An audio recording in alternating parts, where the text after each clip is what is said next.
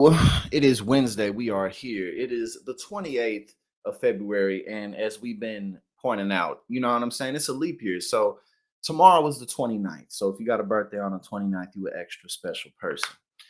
It's pretty warm here in New Jersey. It's not showing on my screen right now, but hold on. Let me see. What's the temp? It's 60 degrees. Yes, 60 degrees here in northern New Jersey. It's been raining a whole bunch. Hold up. I'm about to go grab I got some water bottles. Give me 1 sec. I'm about to go grab a water bottle. But it's warming up. The days are getting longer. Give me a sec. I'll be right back.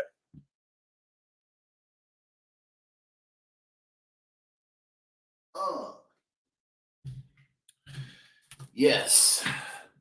Uh, we had to go ahead and get this water.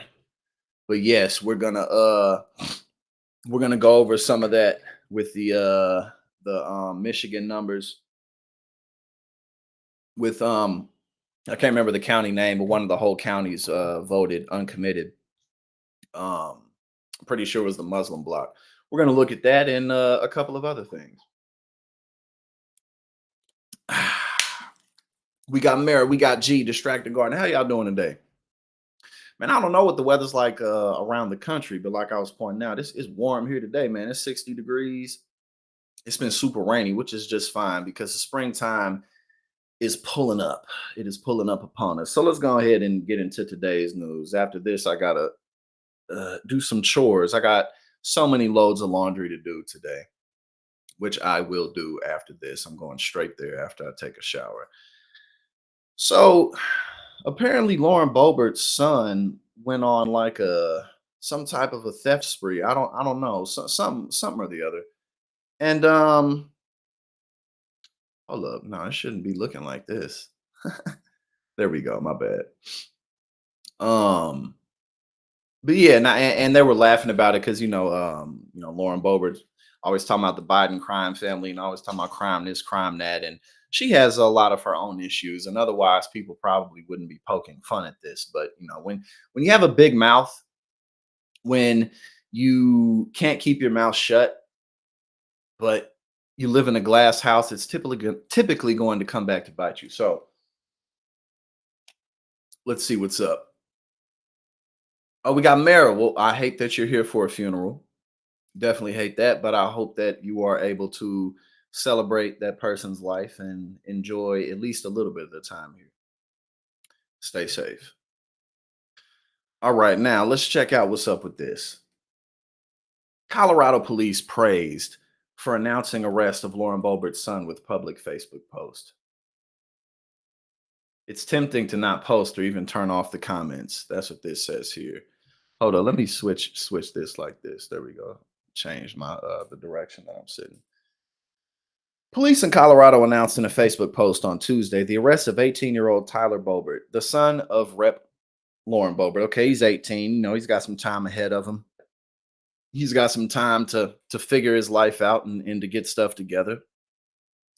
I don't think he took anyone's life, and so since he didn't take anyone's life, I think we can probably work with him a little. All right, now what did he do?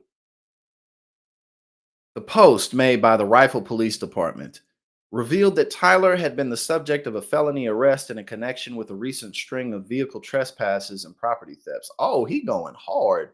Yo, my man, that's damn.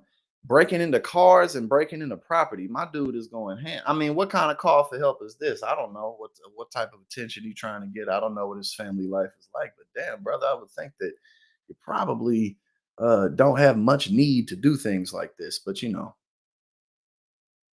uh kids aren't quite all the way there yet, so you gotta work with them. All right, let's see, where are we now? Here we go. Felony arrest connected to recent string of vehicle trespasses and property thefts on February 27th, 2024, which was yesterday. At approximately 2:30 p.m., officers with the Rifle Police Department arrested Tyler J. Boebert, 18. The arrest comes after a string of vehicle trespass and property thefts and rifle. Boebert is facing the following charges. Damn, he got a couple of felonies. Yo, he gonna go to prison. Four felony counts of criminal possession ID documents. Multiple victims. Oh yeah, he's going to jail. I mean, he's in jail, but he's probably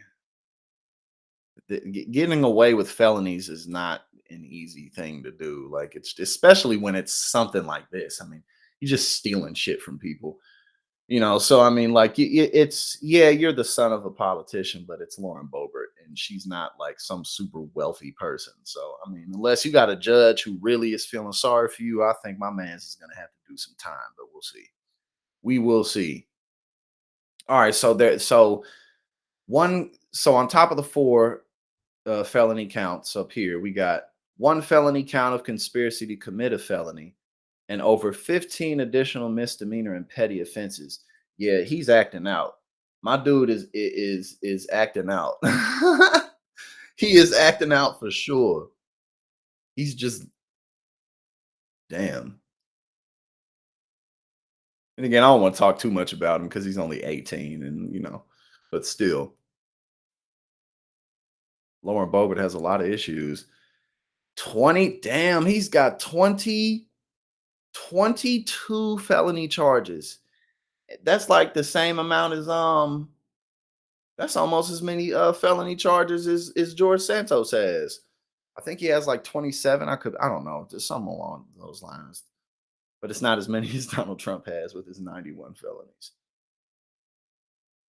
So he's facing 22 charges, including 5 of which are felonies. So okay, 5 felonies, 22 charges, 5 felonies. Okay, we just read that. And here's some of the comments. I have to say this. Thank you, Rifle Police Department, for posting this. And then obviously they started talking about Lauren Boebert and the ironies and all of that. But yeah, I mean, he is. Yeah, he's 18. He's past the legal age. He's not old enough to drink, but he definitely old enough to he's old enough to get his ass whooped. So he's also old enough to get roasted. My dude was just going ham. But hey, that's his story. That's what's up. Now I'm sure that y'all seen Mitch McConnell. He's gonna go ahead and step down from leadership, which I mean, how can you blame the guy? I'm sure he had to get talked into it though. That's the thing. I'm sure I'm sure he wanted to step down, but I wouldn't doubt for a second if he had to get talked into it quite a bit. McConnell will step down as the Senate Republican leader in November after a record run in the job. Well, his record run certainly it wasn't anything to boast and brag about, unless, of course, you care about just corporate corruption. If you like that, then hey, he's one of the best to ever do it. He is one of the best to ever do it. All right. What's this? What's he talking about here? So I stand before you today, Mr. President, and my colleagues to say this will be my last term as Republican leader of the Senate. I'm not going anywhere anytime soon. However, I'll complete my job my colleagues have given me until we select a new leader in November and they take the helm next January. I'll finish the job the people of Kentucky hired me to do as well, albeit from a different seat. And I'm actually looking forward to that. I'm sure you are. I'm sure you are looking forward to it. Well, hey, he's been there for quite some time. Let's see. Mitch McConnell, the longest serving Senate leader in history, who maintained his power in the face of dramatic convulsions in the Republican Party for almost 2 decades, will step down from the position in November. McConnell, who turned 82 last week, announced his decision Wednesday in the well of the Senate, the chamber where he looked in awe from its back benches in 1985. That was 7 years before I was born. I was born in 1992. When he arrived and where he grew increasingly comfortable in the front row seat afforded the party leaders. Quote, hold on. Okay, I have to read this in Mitch McConnell's voice. Let's see. One of life's most underappreciated talents is to know when it's time to move on to life's next chapter. So I stand before you today say this will be my last term as Republican leader of the Senate. Hey, go ahead. But you did you two, 2 decades of nothing but good old fashioned corruption. A career well served. A life well lived, Mitch McConnell. I applaud you. All right. His decision punctuates a powerful ideological transition underway in the Republican Party from Ronald Reagan's brand of traditional conservatism and strong international alliances to the fiery, often isolationist populism of former President Donald Trump. McConnell said he plans to serve out his Senate term, which ends in January of 2027, albeit Albeit from a different seat in the chamber. he spoke at times haltingly, his emotions evident. Mitch McConnell's emotions. What type of flat, plain ass emotions? What the hell? I ain't never seen Mitch McConnell showcase. I've literally never seen him showcase any emotions whatsoever. Not that I can recall. He's always the same tone, even when he's trying to be funny. Like he might crack a little smile, but it's like a million little devils are like pulling at the strings in his jaws, type of shit. I ain't never seen this dude have no emotion. Um, some wiping away tears. His family, oh yeah, yes, wiping away tears. Oh, good old Mitch McConnell. President Joe Biden, who has had a productive working relationship with McConnell, said he was sorry to hear the news. I've trusted him. I've trusted him and we have a great relationship, Biden said. We fight like hell, but he has never, never, never misrepresented anything. Okay.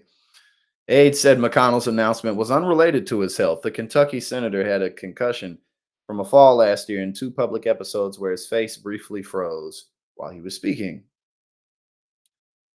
Um, as I've been thinking about when I would deliver some news to the Senate, I always imagined a moment when I had total clarity and peace about the sunset of my work. McConnell said, A moment when I am certain I have helped preserve the ideals I so strongly believe. It arrived today. the senator had been under increasing pressure from the restive. The restive? What is that? And at times, hostile wing of his party that has aligned firmly with Trump. The two have been estranged since December of 2020, when McConnell refused to abide Trump's lie that the election of Democrat Joe Biden as president was the product of fraud. Exactly. That's all it took. That's all it took, man. Hold on. Oh, we got Areola in the building. This dude. Yeah, right. Even though McConnell was on board with Trump with pretty much absolutely everything, you know what I'm saying? Like, it's like, goddamn, that was a line too far. Not saying that Trump actually won the 2020. Donald Trump is so goddamn. If you won in 2020, then you're running for a third term right now, which I guess is in perfect alignment with the authoritarianism that they want. You know what I'm saying? Like, I mean, what else is there really to say? What did he say that when he arrived in the Senate? I was just happy if anybody remembered my name. What did they say? They said when Reagan was visiting Kentucky, the president called him Mitch O'Donnell. Mitch O'Donnell.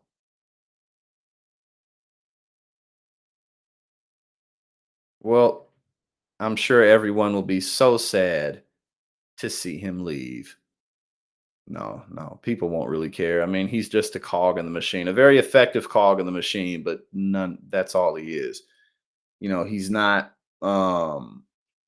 some type of big boisterous personality that draws in a lot of people, nothing like that. He's quite forgettable. A lot of people don't even know who the hell Mitch McConnell is. Like a lot more people know who someone like a AOC or Bernie Sanders, I mean, obviously you would know who any president is. But like there's a lot of people who are, Marjorie Taylor Greene.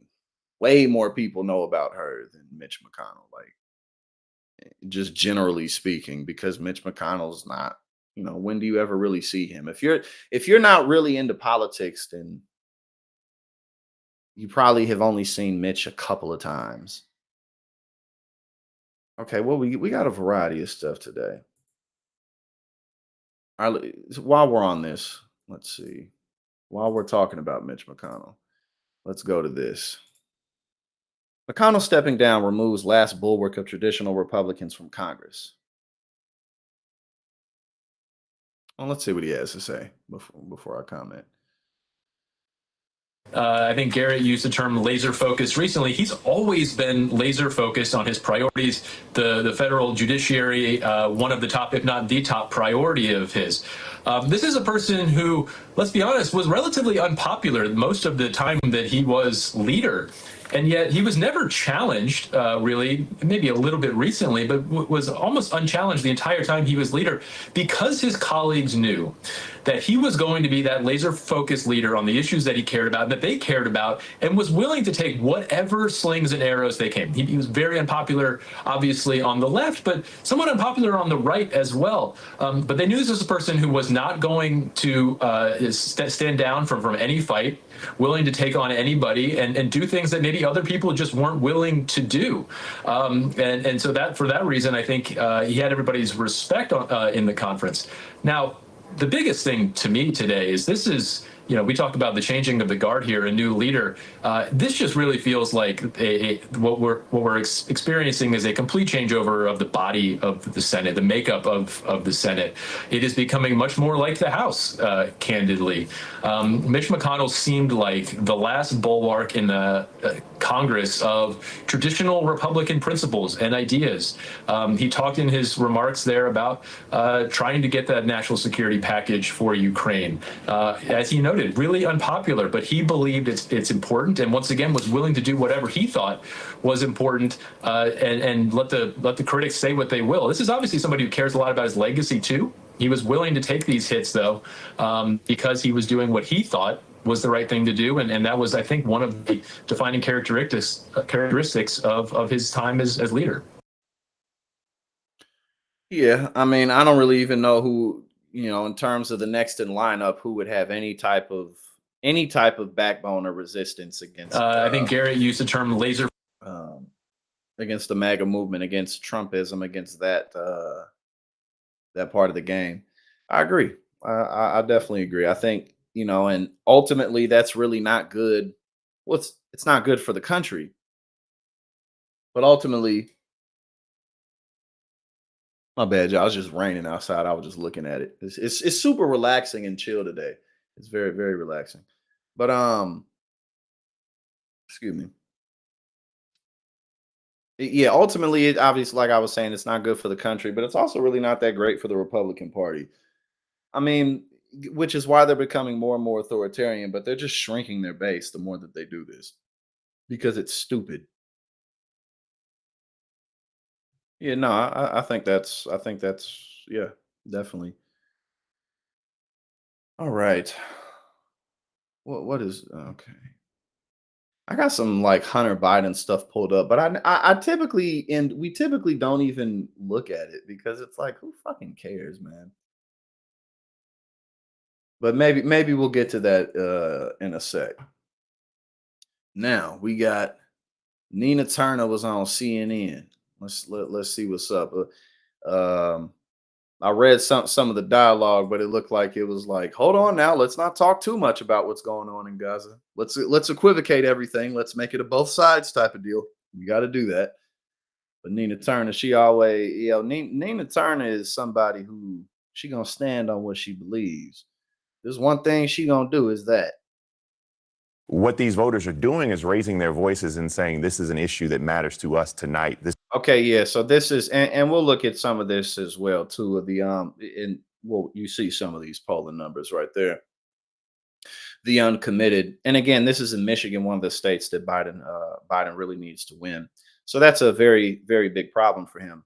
And even if you want to like factor in stuff like, well, you know, Donald Trump is getting 60% of the votes, XYZ. Yeah, you can say that, but that doesn't mean that this is not a very glaring problem for Joe Biden, especially considering, again, that this is in one of the states that he really needs to win, where he's having, you know, some of his bigger issues. It's going to boil down to the swing states at the end of the day. His swing states and the youth vote is where he's really having the most trouble.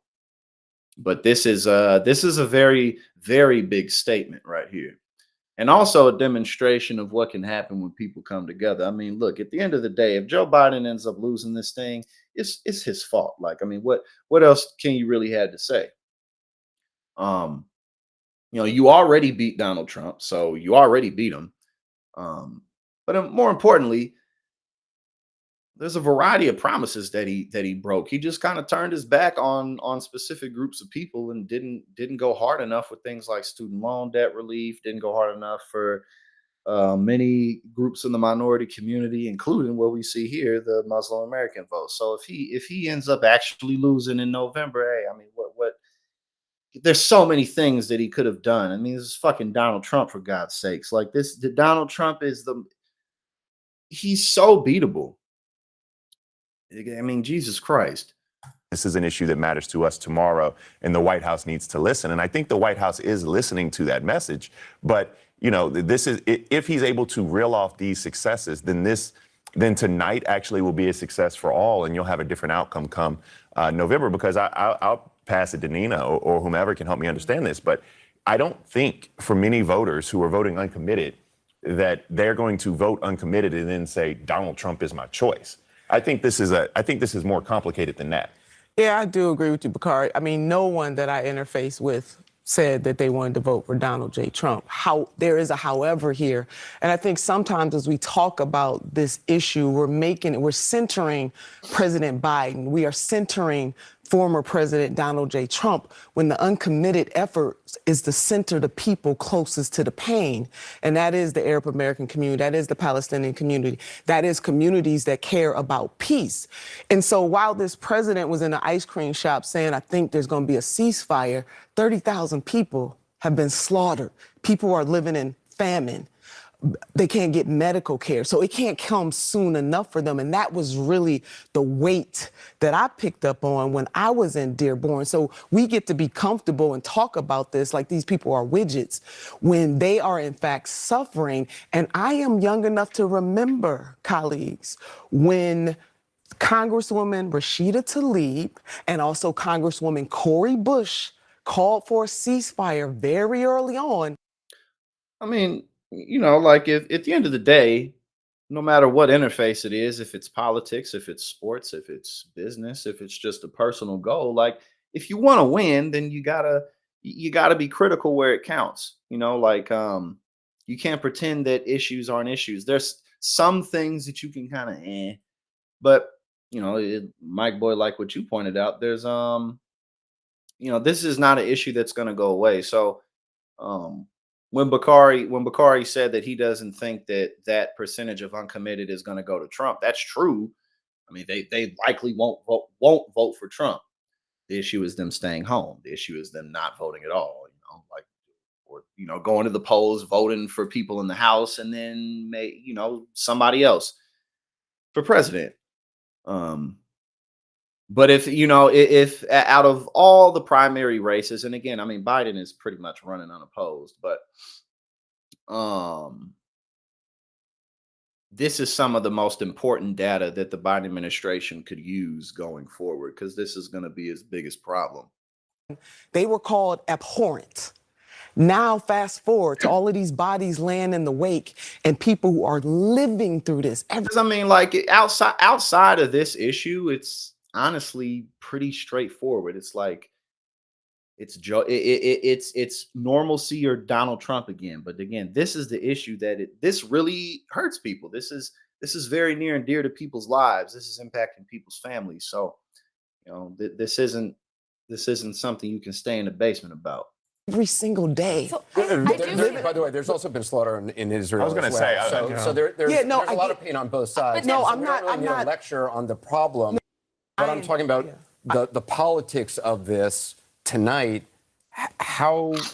What to you would be a victory, as somebody who was calling for this uncommitted vote, what to you would be a victory tonight to get that message across? I'm not denying that pain. Because it's, I mean, what are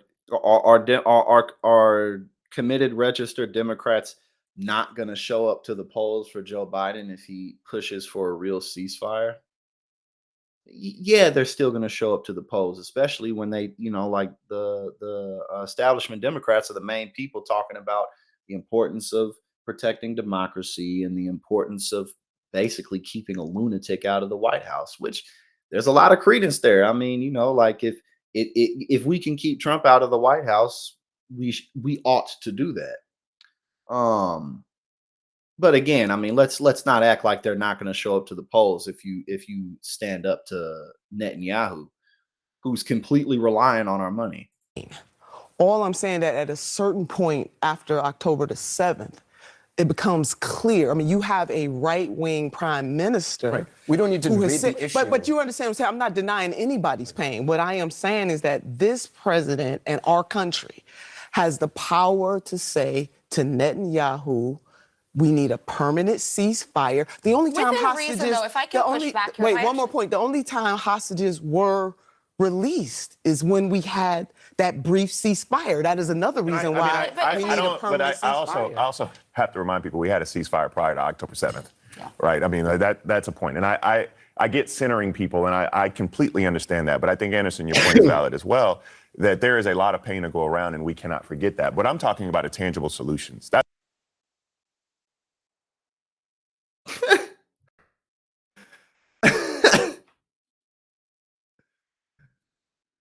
I mean, she wasn't like she delivered it in a very digestible way. Like she wasn't on there the same way she would be like if she was, maybe on TYT or on her own show. She was chill, she was calm, she was presenting it in a way that pretty much anybody could take. But I mean, you can't act like this is Biden's biggest problem. You know what I'm saying? This is his biggest problem. And he knows that. He knows it. It's not like he doesn't know it. They know this shit, man. They have access to all the information in the world. They be knowing. They just don't care. Or they have some type of different view to where they think it's not going to matter. But bro, they know this shit, man. These motherfuckers have access. These motherfuckers probably watching me and you right now. They got access to every goddamn thing. They know what's up. But again, that's why it's important for us to keep our eyes on everything else that's going on locally, not just in politics, but what people are doing in the community, because there's really more happening than this Biden v. Trump. There just is. But yeah, no, that was pretty sad to watch, because again, Nina wasn't even on there. She wasn't arguing. She wasn't raising her voice. She wasn't doing none of that.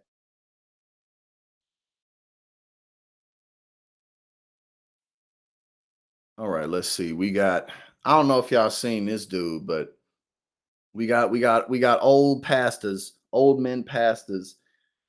He just, it's always funny to me. And again, I'm pretty impulsive, and sometimes I say shit and do things I shouldn't have said and shouldn't have done. But it's like, bro, sometimes it's like some shit just shouldn't come out of your mouth. Some things are just like, bro, how did you let that slip? Because you believe it. That's how you let it slip. But it's just, God. And this guy, I don't know how old he is, but he has clearly lived the majority of his life. I told my wife that this is the kind of preaching we need. I told my wife, I said, Mama, when we go to Pigeon Forge, to the outlet malls, when you go uptown here, we'll go up to sit at the parking lot at the outlet mall, the mall here. I said, you watch it. I said, count them. You'll find more women going to have shorts on than you will with pants and dresses put together. This dude said you'll find more women with shorts on than you'll find with pants and dresses put together.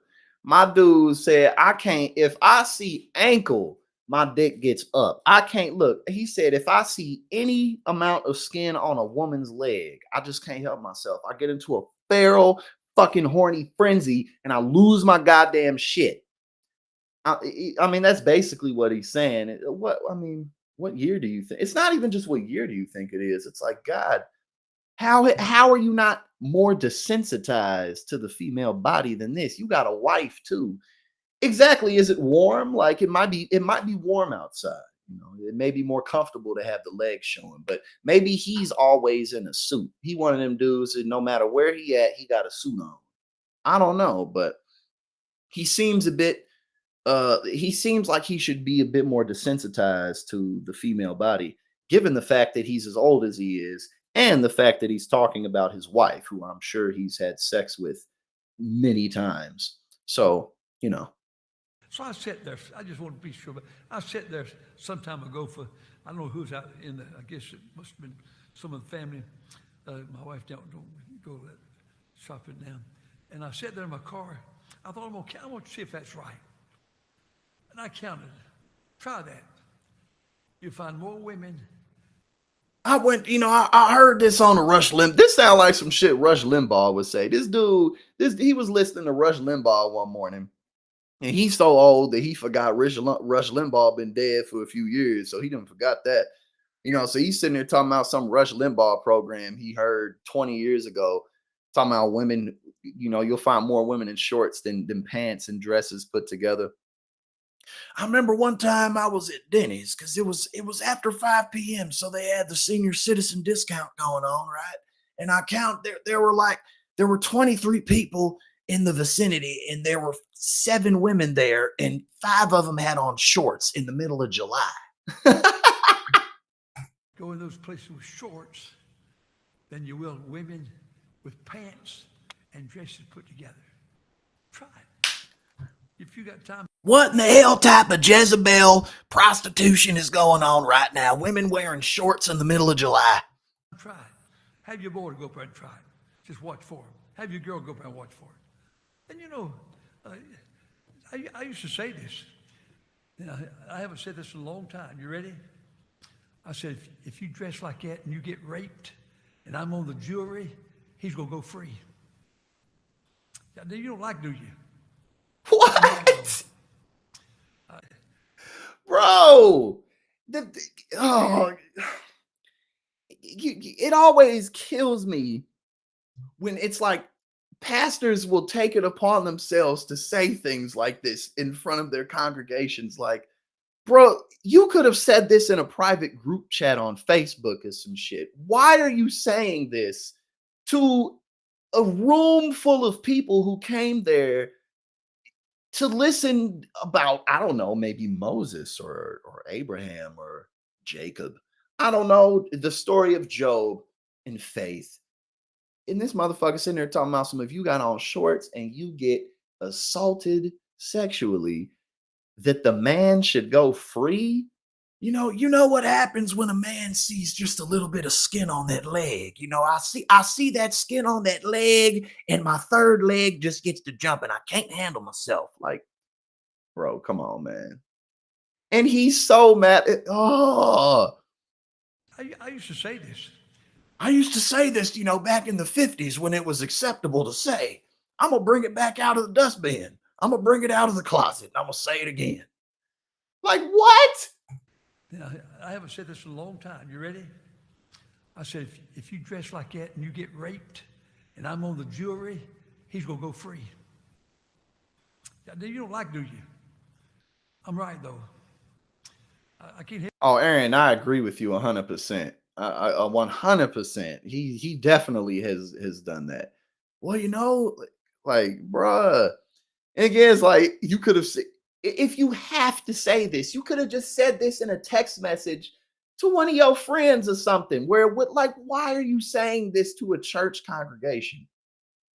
If you're like, I'm right. Because a man's a man. A man's a man. You see that? You see the skin on that leg and you just can't handle yourself. Bro. Don't let this motherfucker go to a strip club. What the hell? I mean, what we supposed to do if we go to a strip club? Like we just supposed to tackle the women on stage or something? Like, what are you talking about? My man's can't handle legs and a pair of shorts. God, don't let him go on Twitter. Has this man opened up social media ever in his life? He is in for a rude awakening. A man's a man. When I was a boy, 80 years ago, I was raised in Martinsville, Virginia, partly in Moxfield, North Carolina. You never. Listen, I don't even remember women wearing anything but dresses back then. Well, anyway, I'm gonna go. How long ago was he talking about? Bro, where is he from? I remember back in the day, women only wore dresses. What the hell? How long ago is this, bro? Women have been wearing shorts for a long time. I was raised in Martinsville, Virginia, partly. Okay, there you go. He was raised in Virginia. Moxfield, North Carolina. You never. Listen, I don't even remember women wearing anything but dresses back then. Well, anyway, I want you to go home depressed tonight. I'd rather go home encouraged, but I want you to go home wanting to serve God. My man's realized, I probably shouldn't have said this. Let me move on. My dude said, let me go ahead and just move on from this. He was like, I don't want you to go home depressed. I want you to go home encouraged by the Lord, by the word of the Lord. Let's get back to this God shit. My man said, all right, let's stop talking about assault. Let's get back to the good Lord. This dude has been, he went on a 2-minute rant talking about how if he sees a woman in a pair, I'm sure there's women in shorts who are in that church right now. Yo, that's crazy to think too. I bet that there's at least one woman in there who has on a pair of shorts. Maybe not. I don't know, because maybe this was filmed last week and it's still too cold for that shit. But I'd be willing to gander, okay, that there have been many a woman, many a female in his church congregation that have shown up to the tabernacle with some shorts on. I guarantee you. Remember women wearing anything but dresses back then. Well, anyway, I remember when Levi Strauss, you used to never see anything like that. I want you to go home depressed tonight. I'd rather go home encouraged, but I want you to go home wanting to serve God. But it seems that we've paid no. It seems like we've paid no attention to God. Isn't that right? And the Bible says sometimes that people think God has delayed His coming. I think it's a whole page dedicated to pastors like that.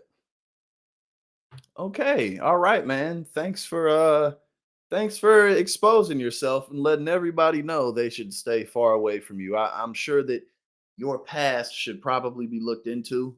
I guess luckily now for everybody, he's too old to do much, but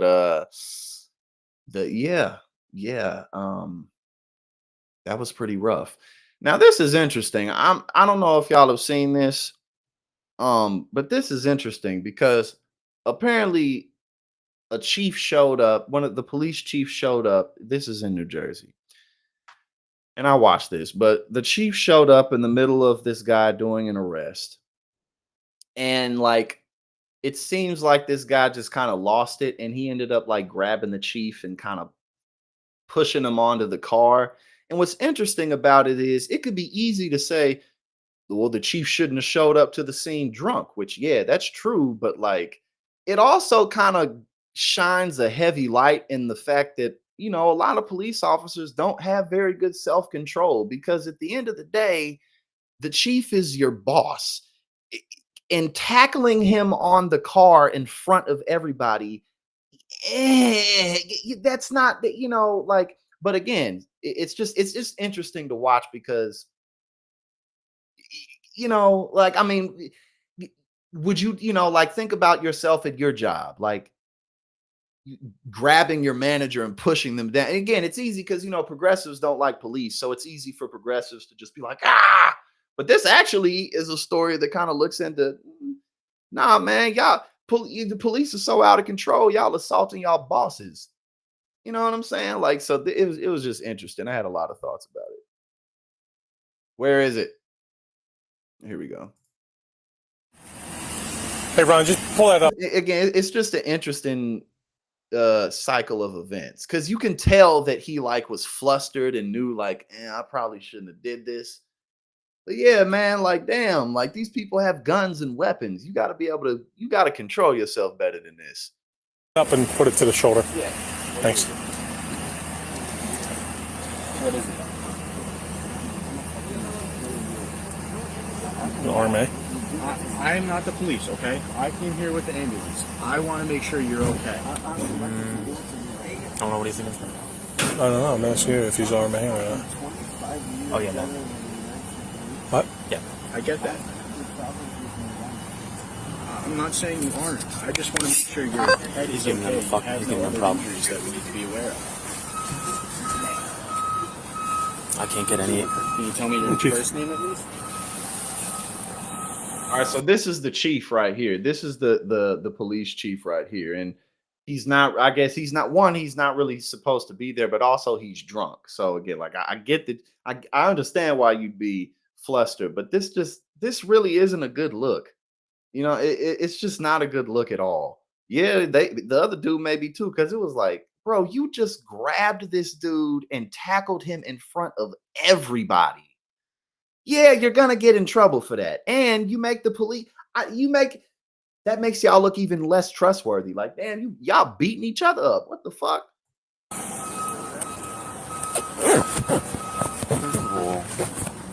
Why you got a jacket on that's not fit to be worn? What's on the back of it? What do you mean? Look at it, tell me what's on the back of it.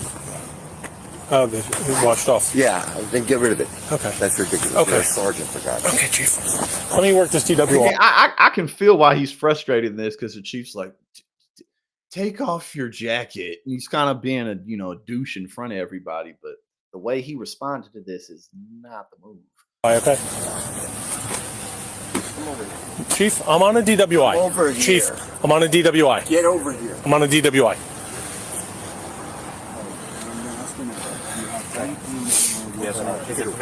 Chief, I'm working. I don't have time to argue about a jacket, okay? Get over here. Don't you Stop touch me. Don't you touch me. Don't you fucking touch me. And here we go right there. And again, it's like, damn, bro, like, really? Like, you can tell he was flustered and he just lost control of himself. But again, no, man, if you're like that, you shouldn't be a fucking police officer.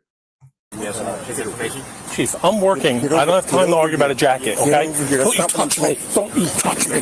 Don't you fucking touch me. You have a problem? Fuck. You grabbed me. What? Now get out of here before you get a problem. Take him out. Take him. No, you're gonna go in. Like they all look, all of y'all look crazy. He barely even touched them. Like, damn, bruh. He acting like he on coke or some shit. I mean, obviously, probably not, but like, he's like, bro, you are way too flustered. I'm gonna argue about a jacket. Didn't even touch him. Look at this. Watch. Okay? He like touched his shoulder. I guess he was trying to say, get over here. Don't you touch me. Don't you touch me. Don't you fucking touch me. You have a problem? Fuck. You grabbed me. What? Now get out of here before you get a problem. Take him out. Take him. No, you're gonna go in. Take him. Drunk again. Ah, this is New Jersey. Whose keys are these? They're mine. Get out of here. No. Chief, get out of here or you're gonna get locked up. No, you. Chief, you're gonna get locked up. You grabbed me. I asked you 3 times to leave me alone. You're obstructing my DWI. Billy, come over here. Let him go. That's the first thing. Billy, I'm trying to get away shut from up. everybody. Shut up, because you're in trouble now. No, Stop, I'm not please, in stop. trouble. Stop. I'm not in Stop. trouble. And it seems like that he really doesn't like the chief, and I feel that. Like, it seems like, because I'd be frustrated too. It's like, yo, you show up drunk, but it's like, damn, like this whole thing is just a bad look all the way through. Stop. You're gonna be in trouble. Stop. You're gonna be Billy. in trouble. Billy. Chief, I'm working at DWI. I'm listening to you. Okay. Shut up. No. You're in trouble because this is the first thing. First of all, I was about to say to you, you stupid. I was about to say to you, what do you need OEM for? You're embarrassing me in front of the men about the jacket. No. That's neither here nor there. Okay. That's neither here nor there. Now we got a real fucking problem, Billy. Yeah, we do. I know. We do. All right, you're gonna have to go inside. No, how about we do No. this? No, we go inside. Billy, you're gonna have to go inside right now with me. You're gonna have to go inside and We're there's in a gonna serious collision. And you can tell he knows he fucked up too, because it was like, I mean, doing that to anybody really is unnecessary. But it's like, bro, you just did that to your boss. Like, what the hell is wrong with, like, bro? And again, these are the people who are supposed to protect us. So it's like, again, like it could be easy for a lot of people maybe to look at this and be like, yeah, but like, nah, this is not a good look at all. Billy, you're not doing anything when I'm on the scene, okay? Right. You You should they said you're embarrassing me in front of the men. know better than this, my friend. No. Listen to me. Grab me. No, I said You were out come of over line. here. You were out of line. You grabbed me. It's on Billy, video. Billy, It's on video. I'm not going to argue with it. I have a crash Billy, to work. Billy, I have a job Billy, to do. You're okay? relieved. Billy, you're relieved. Okay. You're I'll go relieved. home. No. Billy, you have to understand something. You're relieved. Billy, you're relieved. Go home in the headquarters and wait for me. After my crash. No, Billy, you're relieved. I have Billy. officers here. Billy. Right here. They could get waffled because my car is Billy. blocking it. Billy, you're relieved. No, Chief. No, Billy. Please, Billy, don't. You're suspended, Billy. I'm You're suspended? Yes. Okay. Then I'm suspended. I'm going home. Yes. Billy, come here.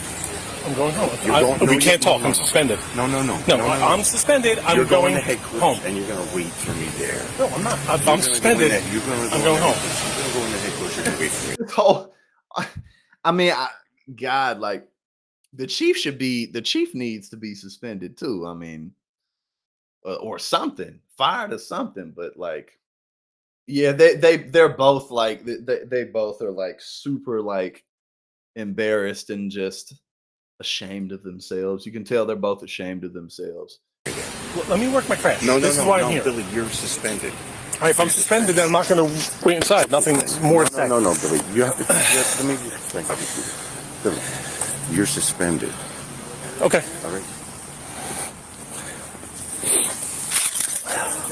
Billy, Yes. right now. Okay.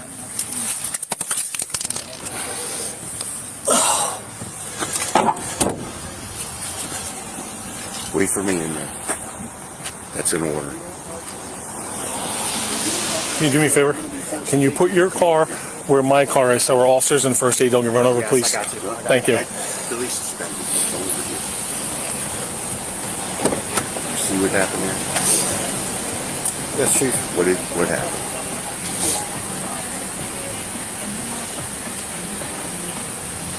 There's some type of exchange between you and Sergeant Major. Well, we're going to talk about that later. Everybody's got that. Billy's suspended. You already got this. What do you got here? What do you have? We're trying to figure that out, Chief. Go on, Billy.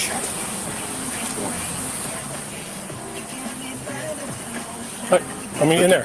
Yes, we're going to meet you in there. Go and put the dog in right now. There's nowhere to put her. She's going to ruin things. Okay, we'll leave her in there, Billy. Go in. I'm going. I got people on the road. I want to make sure they're safe. I want to run you over, so watch out. No. Come on. Go ahead. You know I love you. Come on. What? What's wrong with you? Stop. Billy. Why would you do that to me? Stop. Billy. Stop. You got enough problems already. Please. Okay. He's so drunk, bro. He is drunk because he isn't saying anything the whole time. He said nothing. Pretty much all he was able to get. Billy, you're suspended. Billy. Like, this dude is drunk. Like, he ain't tipsy. He is tossed. He been drinking all day. His brain is moving slow.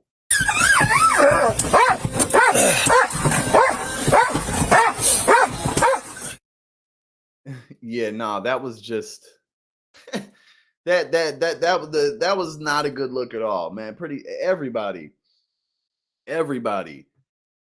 handled that horribly. You could tell the rest of the police officers were just like, my God, like they didn't really want to say anything. They knew that they were all on camera. They were just like, come on. But yeah, no, the chief was uh, drunk. And the other guy, I think he was a sergeant. I don't know, but yeah, nah, bro. No, that's not the way to do it. All right. Now, let's get to this. Right. At least they feel embarrassed. At least there's that. At least they have something to think about. CNN's John King and all after uncommitted beats Biden in Dearborn. Muslims are telling the president tonight that they are mad. Indeed, they did. Let's go to John King now. John, you have some new information about the uncommitted vote. There's a couple important new ways to look at this, Jake, including the first votes from Dearborn, where you saw Jeff Zeleny at the dinner where they were organizing the big protest. Obviously, that is ground zero for the Muslim American population in Michigan. Forgive me, I just want to pull up this blackboard here. First, I wanted to show you Wayne County. Dearborn is right here to the west of Detroit. These are the Wayne County results. It's been frustrating. Wayne County always counts slow. They're only at 4% of the estimated vote. We know that none of this that you're seeing, President Biden at 71%, uncommitted at 24%. This does not include any votes from Dearborn, but CNN has obtained from the city some of their vote count. So let me pull up this blackboard here and I'll write them in for you. Forgive me for turning my back, but I'm left-handed. Let me move this over here. I'm going to put this here.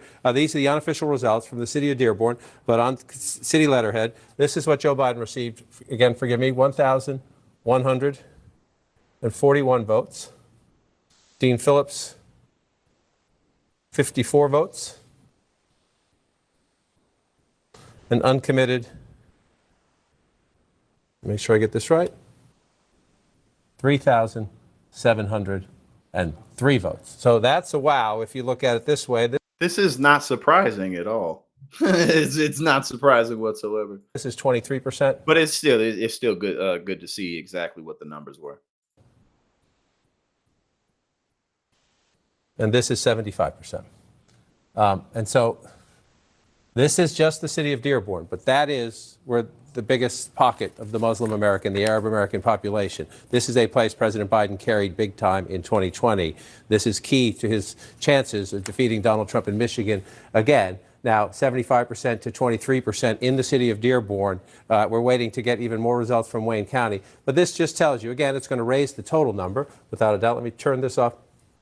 That's uncommitted, yes. Uncommitted is 75%, 23% for President Biden, which is going to raise, number one, those 3,700 votes are not reflected in the 2,000 there from Wayne County. So it's going to raise the numbers. Well, and again, it's not only are they intentionally avoiding the information, but like I said, like oftentimes when you have the information you need, you can win. Like this is very solvable. Call for a ceasefire. That would do wonders for you, Joe Biden. If you called for a ceasefire and you really, really pressed it, that would do wonders for you. You know, when you have information that shows you that you really can do a better job in different areas, it's probably best that you take the info. It can make a difference. In Wayne County to begin with, and it's going to obviously raise the percentage in Wayne County when you see the lopsided percentage of this right there. So you see, in the city we were looking at most closely for how mad are people at the president, that's a very significant number out of Dearborn. That's one way to look at it. I just want to also come back and look at it this way. So we're looking at the state of Michigan. There are about 300,000 people who live in the state whose family roots tie back to the Middle East region. Michigan is a very strange looking state. 200,000 Muslim Americans live in the city of Michigan. So let's take this and look through a demographic lens of the Michigan Muslim population. Let me move this up so you can see it a little better. The darker the yellow or the orange, the more brown here, that's Dearborn. That's Wayne County and Dearborn. The darker the color, the higher the percentage of Muslim Americans, right? So remember that. The darker the color, the darker the person. Remember where you see the growth and the concentration of the Muslim population. And so now, again, you know, at the end of the day, and this is the reality. The Biden campaign could take this information and really turn things around, or they could ignore it. One of the two. If you ignore it, then I mean, it's just not going to turn out well. But if you take this information and you call for a ceasefire, you really put your foot down on Netanyahu because you've publicly said that he's a pain in your ass and that if he continues on this conservative path, that he's going to lose more support than he has, which is true. So now that you've said these things, you can act on them. And it would make a difference. 100% it would, because it's either you or Donald Trump. So again, when you get information like that, you can look at it as a bad thing, but it's really not. It's just what you need to win. But we'll see what he ends up doing. Let's see what's up.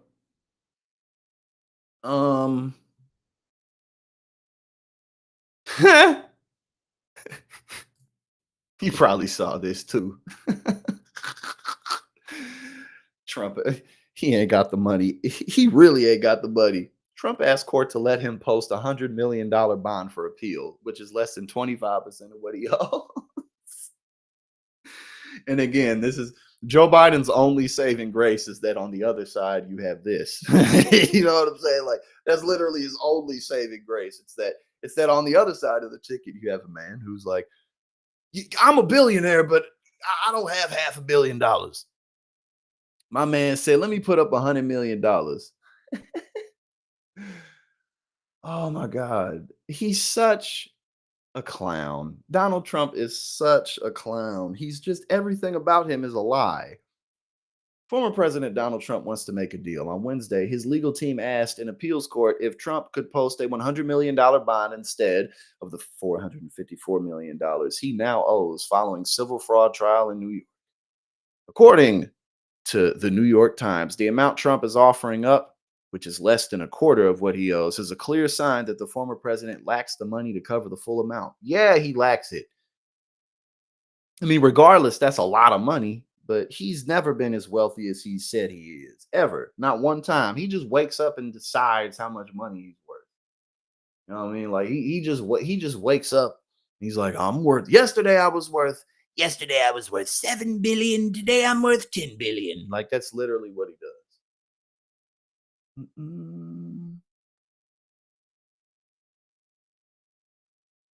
Okay, my bad. I was reading the comments. It says, the exorbitant and punitive amount of the judgment, coupled with an unlawful and unconstitutional blanket prohibition on lending transactions, would make it impossible to secure and post a complete bond. No, you just don't have the money. What are you talking about? If you had the money, then what difference would it make? What do you mean? You just ain't got it. And it's so funny too, because it's like everything's so unfair for this old wealthy white man who used to be the president of the United States. It's just so unfair. He doesn't have everything's going against him. Like, bro, like excuse me. You're the projected winner of the 2024 presidential election. You sitting up here acting like life is so unfair.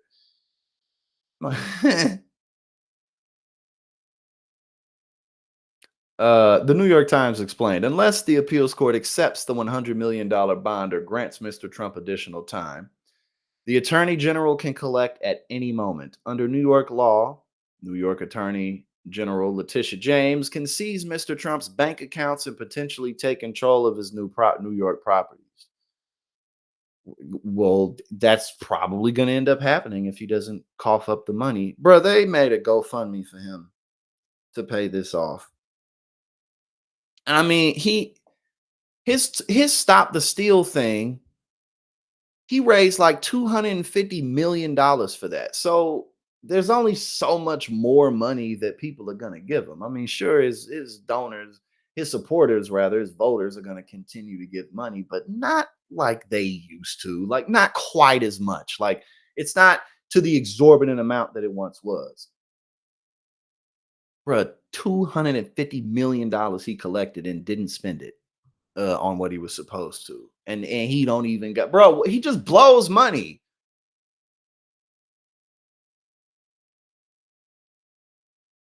Letitia James filed in response, there is no merit to the defendant's contention that a full bond or deposit is unnecessary because they are willing to post a partial undertaking.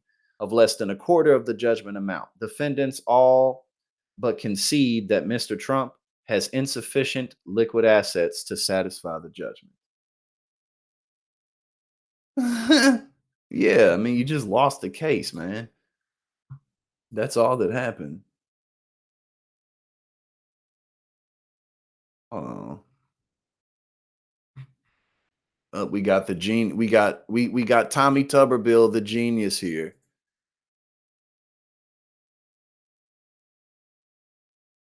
What we got? Senator Tuberville hit with brutal community note after murder rate in Alabama. About murder rate in Alabama after bashing NYC on crime. Well, of course, they just say things, you know.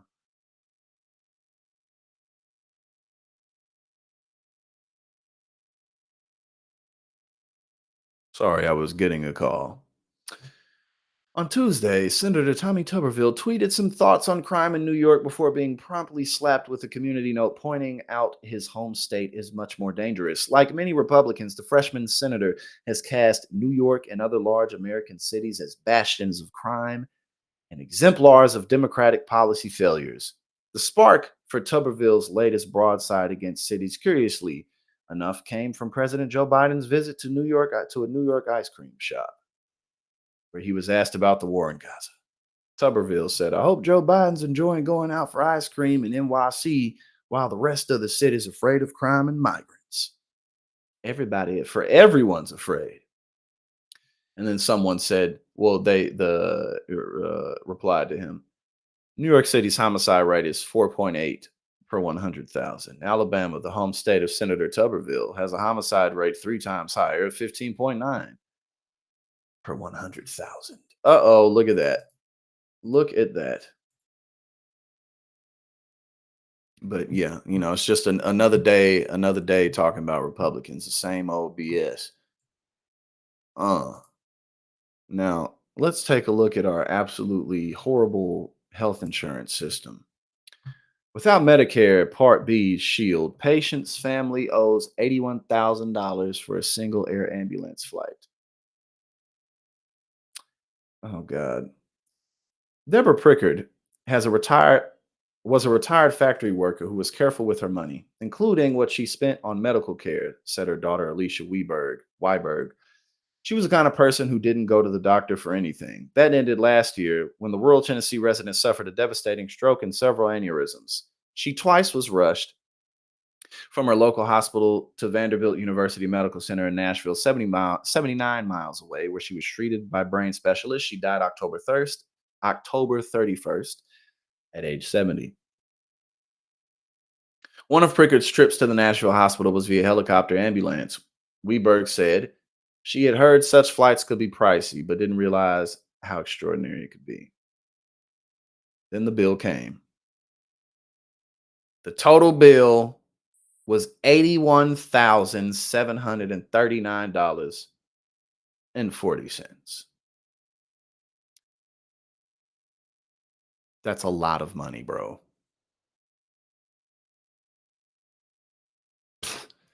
I mean, it's just like it's like a luxury service to the hospital, basically. You know, it's like you calling a luxury Uber, even though it's to save someone's life. For patients with private health insurance, the No Surprises Act, which went into effect in 2022, bars air ambulance companies from billing people more than they would pay if the service were considered in network with their health insurers. For patients with public coverage, such as Medicare and Medicaid, the government sets payment rates at much lower levels than the companies charge. For Prickard had opted out of the portion of Medicare that covers ambulance services. Damn. And again, that's you know, you have all these options, like you're going to the candy shop, like you're shopping for sweets or something, and you opt out of this one thing, and now you owe almost $100,000. Another example of our absolutely terrible healthcare system that, you know, costs a lot of money, but then turns around and doesn't really take that good of care of you. And now we got this last thing. I just got a text from somebody. Hold on one sec. I got a delivery. I got a delivery. Hold on.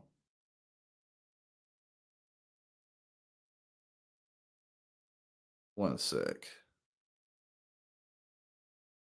But that actually basically concludes the stream for today. That actually basically concludes it. I had one more thing.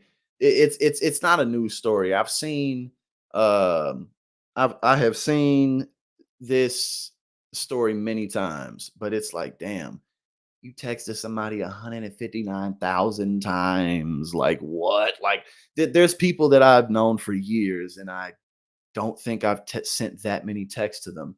But she looked like she proud of it too. Like, yeah, I sent 159,000 texts. I sent 159,000 more.